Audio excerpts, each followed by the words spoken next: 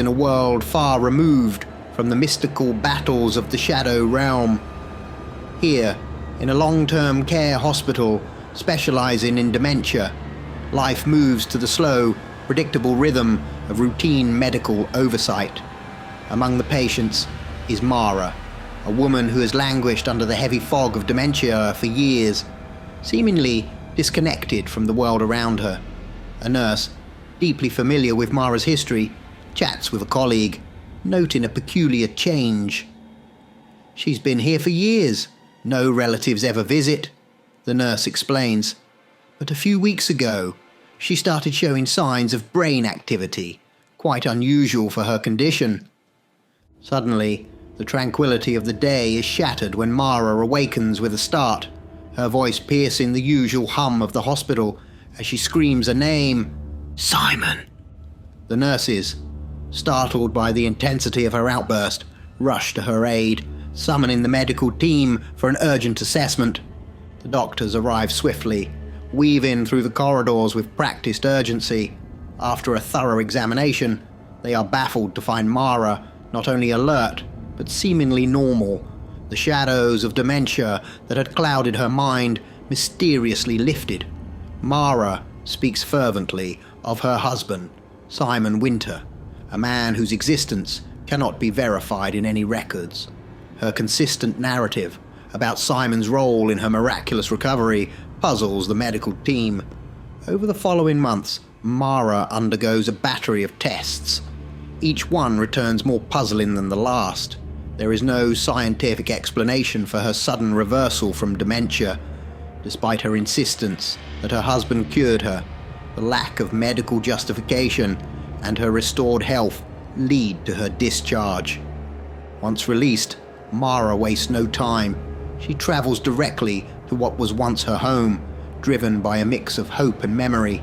Arriving at the familiar land, she is confronted with the reality that others now live where she once did. With a mixture of apprehension and necessity, she approaches the new occupants, explaining her past connection to the home.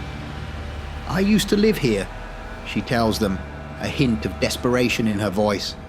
The current owners, perplexed by her story, yet moved by her evident emotion, agree to let her explore.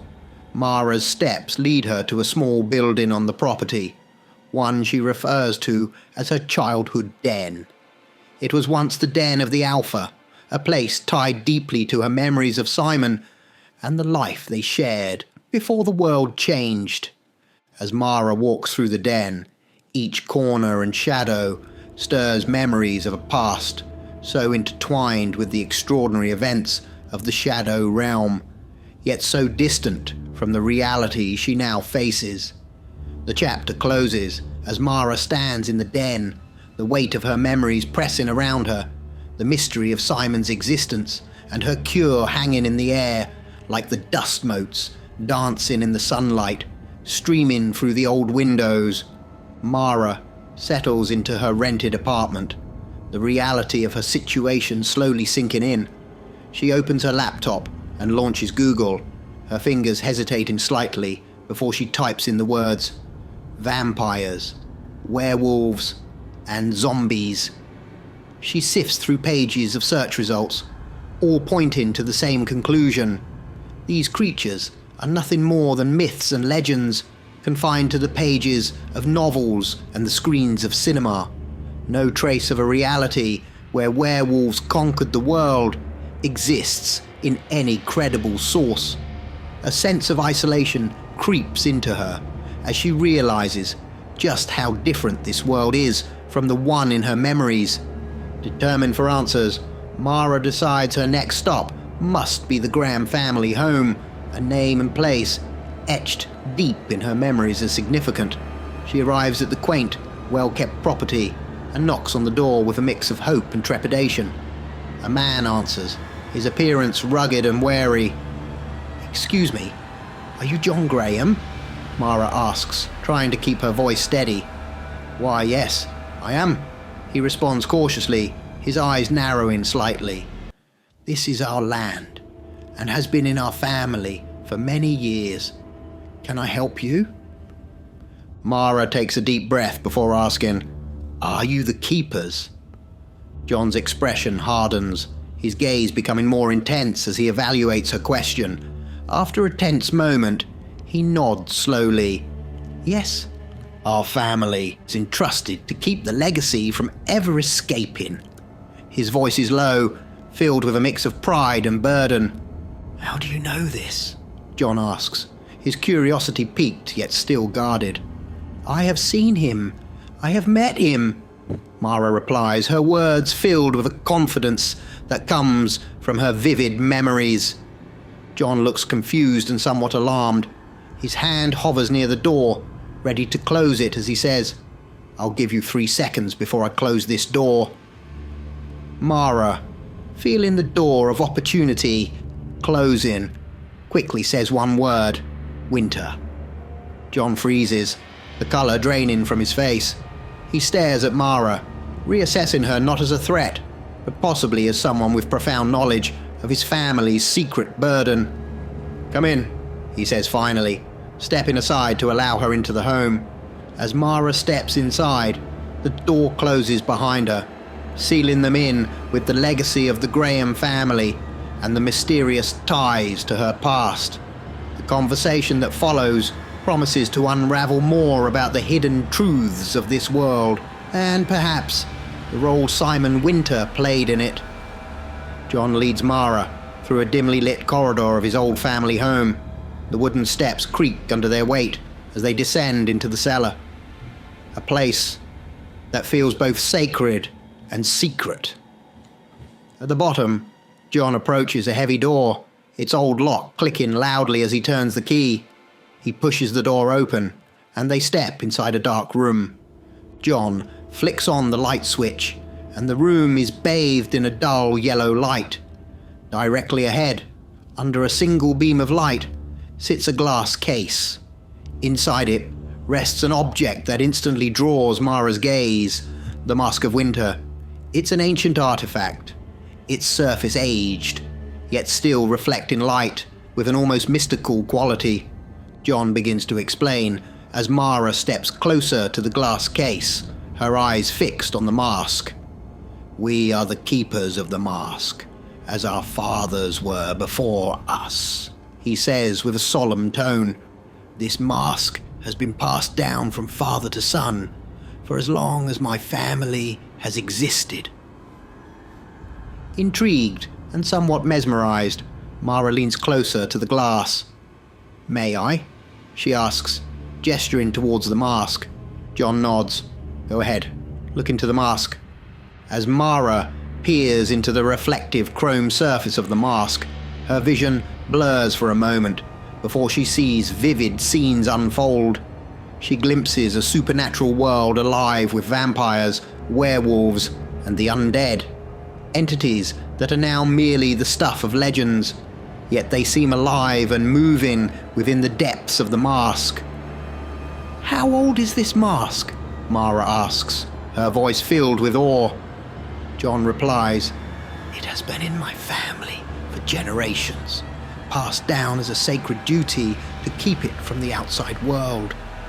The scene shifts to a flashback of a young John, a small boy at the time, standing in front of the same mask. His father, a stern yet wise man, kneels beside him and explains the importance of their duty.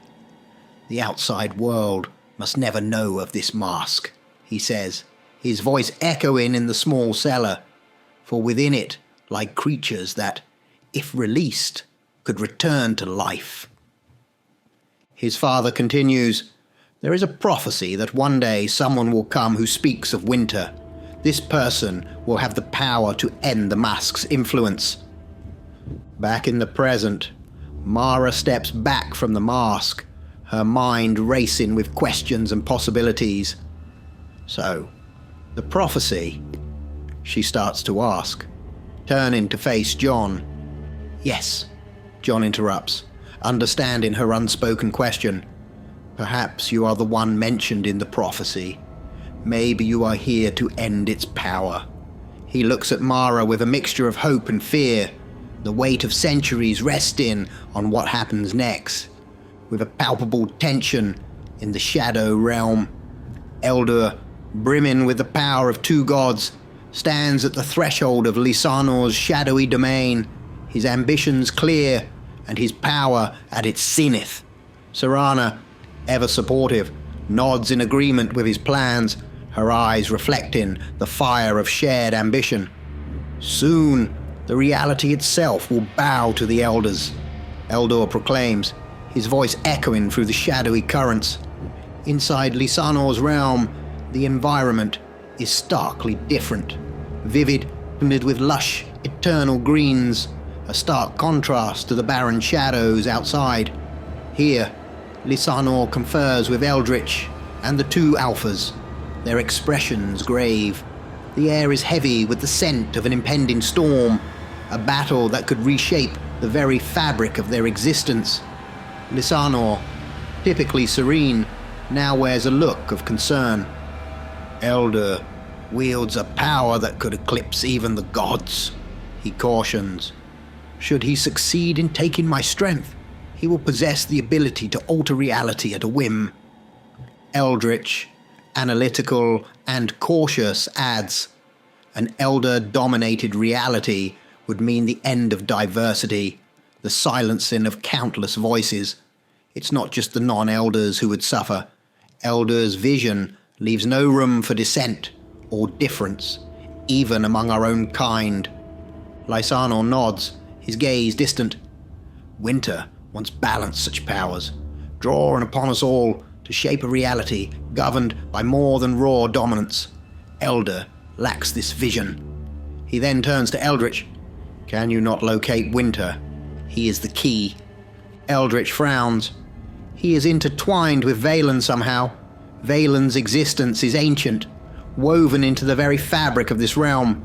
Winter is here, yet not here, a paradox only he could navigate. As they strategize, a sudden shift in the wind announces Eldur's arrival. Standing at the gateway to Lysanor's realm, Eldur calls out, a challenge ringing clear in the still air. Lysanor, your resistance is futile. Surrender your power as you once did to Winter. Do not force my hand to destroy what beauty remains here. Lysanor steps forward, his form radiating a calm yet formidable power. Eldur, blinded by ambition, you fail to see that true power lies in harmony, not dominion. You will not find submission here, but a resistance forged in the very essence of life itself. The tension peaks as Eldur steps closer, his power palpable and threatening to unravel the peace of Lysanor's verdant sanctuary. Watch out for Eldur. He's lurking in the dark. You can't trust Eldur. He'll feast upon your heart. As the worlds within and beyond the Shadow Realm converging under the weight of impending changes, Mara, standing in the dusty cellar, holding the mask of Winter, gazes into its reflective surface, pleading for a sign from Simon. Her voice echoes through realms, unnoticed by all but the Nexus of Power within the Shadow Realm. Meanwhile, Valen, guardian of the Shadow Realm, stands before the swirling energies of the Nexus. As he observes the mask's reflection within the Nexus, he realizes the stakes have escalated beyond his control. It is time to end this, he declares, his voice echoing ominously through the void. As Valen manifests before Eldur, poised to halt the usurper's ascent, he finds his usual power unexpectedly muted. Stop, he commands, extending his hand in a gesture meant to banish Eldur to the fringes of the realm. Eldur, now infused with the essence of Lysanor, merely smirks, his confidence peaking. No, Valen, that will not work with me. It is too late. The scene cuts to a flashback where Lysanor, in a moment of foresight and sacrifice, willingly transfers his power to Eldur to spare Eldritch and the two alphas from the conflict. Protect the balance, Lysanor urges Eldur, his figure fading into the ether. leaving behind a legacy of power and a plea for wisdom. Back in the present, Valen, now facing an adversary as potent as himself, looks on with a mix of resignation and determination. Eldur, empowered beyond any single entity within the realm, addresses Valen with a cold resolve. Before I reshape this world, I wanted to show you, the Keeper, that your time has ended. This realm and reality will be under the Elder's rule. Eldur raises his hands, the air crackling with the combined forces of the gods he has absorbed. Valen, for the first time, shows a hint of doubt. You may wield the power of gods, Eldur, but power alone does not grant you the right to govern reality, he states, preparing for a confrontation that could unravel the fabric of the shadow realm. As the two powers collide, the energies they unleash ripple through the realms, reaching even the quiet room where Mara stands with the mask of winter. Her plea, "Simon, are you in there?" hangs unanswered as the chapter closes on a world braced for the reshaping promised by Eldur's ambition. Eldritch stands before the golden Nexus of Power. He stares deeply into its glowing heart and sees the reflection of the mask of winter. Compelled by a force he can't explain, Eldritch reaches into the Nexus, his hand enveloping the golden light, and grasps the mask. As he withdraws it, the mask vanishes from Mara's view in the real world, linking their fates across dimensions. Holding the mask of winter, Eldritch ponders his next move. The Alpha of Winter, driven by primal instinct and deep memories, approaches and gently takes the mask in its massive paw. Gazing into its reflective surface, the Alpha sees visions of winter, the man who had once saved and raised him. Overwhelmed by emotion, the Alpha lets out a soul-stirring howl that resonates across the realms, its sound weaving through the fabric of reality itself. The Alpha Prime joins in, their combined howls causing the very essence of reality to tremble. Meanwhile, the scene shifts back to Valen, now lying defeated at the hands of Eldur, who stands over him with a mocking sneer. "You, who would imprison us all, now will be imprisoned forever," Eldur declares, reveling in his apparent victory. But before he can deliver a final blow, Serana interrupts, sensing that the events have unfolded too smoothly, almost as if orchestrated. "Something is amiss," she cautions. "It's all too easy, too simple, as if guided by someone, by winter." Eldur dismisses her concerns with a wave of his hand, convinced of his own invincibility. He gathers the combined powers of the three gods he has consumed and unleashes a cataclysmic blast of energy at Valen. The realm trembles under the force of the attack, and a blinding light fills the space. As the dust settles and the light dims, where Valen once lay defeated, now stands a man donned in a chrome mask, his glove glowing with absorbed energies. It's winter, returned in full form, his strategic mind having played the long game from within the shadows. Serana, recognizing the figure and the twist of fate, screams in shock and disbelief. Winter, now standing where Valen once did, looks around at the assembled figures, his presence commanding and serene.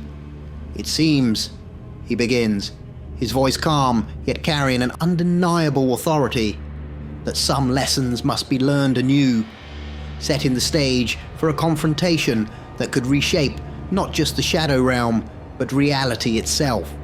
With a dramatic confrontation in the Shadow Realm, Winter, donning his chrome mask and now wielding all the power Eldur had collected, addresses Eldur with a calm that belies the tension in the air. "Thank you, Eldur. It took you longer than I expected, but thank you nonetheless," he says, his voice tinged with a hint of irony. Eldur, his face contorting with rage and disbelief, lashes out, "I will end you." Winter, unmoved, responds with a mocking question. "With what, Eldur? You've just handed me all your power. It's now in my hands." Serana, witnessing the turn of events and realizing the truth in Winter's words, disappears into the shadows, leaving a faint echo of her betrayal. Eldur, frantic, attempts to summon the godly powers he had usurped, but finds himself drained, his efforts fruitless. Winter explains, "You used it all up, Eldur. You'll need to rest and recharge if you wish to regain such power. But I have a couple of friends who'd like to have a word with you first." Turning slightly, Winter gestures to the two alphas, standing imposingly behind Eldur. Eldur, now truly realizing his vulnerable position, cries out in despair, "No, this cannot be. I won. I had the power." Winter, with a solemn nod, acknowledges Eldur's ambition. "Yes, you did have it, but instead of wielding it wisely, you sought to corrupt it, to dominate and punish others. You wanted to show how powerful you are. Indeed, Eldur, you are powerful, the most powerful among all supernaturals, even surpassing the gods. No other could have achieved what you did, and for that, I am grateful." Winter then raises his gloved hand towards the sky, and with a gesture of finality, releases 3 distinct beams of energy. Each beam seeks out and restores the gods to their former states. The energies that Eldur had stolen begin to vanish, drawn back to their rightful owners. As the gods regain their powers, the balance in the Shadow Realm begins to shift back to its original state. The scene closes with Winter looking on as Eldur comes to terms with his defeat. The Alphas, now free from any manipulations, join Winter, acknowledging his role not just as a savior, but as a guardian who has restored order at a critical moment. The chapter sets the stage for the resolution of long-standing conflicts and the potential for a new order in the Shadow Realm, guided by wisdom and respect for the natural powers that govern it. In a moment of reunion and tension between Winter and the Alpha, he raised from a cub. As Winter greets his old friend with a familiar, "Hello, old friend," the Alpha responds, not with words, but with action, charging at Winter and playfully wrestling him to the ground. Winter's laughter rings out, echoing a sense of relief and joy at their reunion. However, the Alpha's demeanor shifts as he pulls away, a growl of remembrance escaping him. He remembers the roles they played in reality, the decisions Winter made that affected so many lives. Winter, sensing the change in mood, tries to lighten the moment. Oh, come on, it had to be done. He proceeds to explain the necessity of his actions. The only way to break the cycle of endless conflict was to remove himself, the catalyst. Despite understanding, the Alpha's response is a sharp push, knocking Winter to the ground. "Okay, I deserve that," Winter concedes with a chuckle.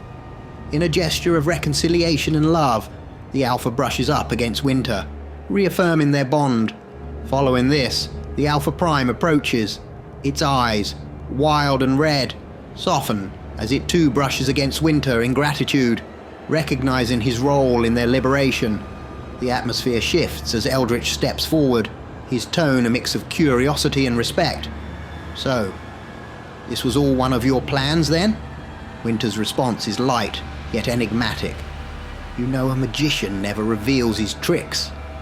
Eldritch nods, acknowledging the depth of Winter's strategy, yet wondering about the future. "So now what?" Winter, looking towards the horizon, shares his next goal. With Eldur now confined, it's time to go home to Mara.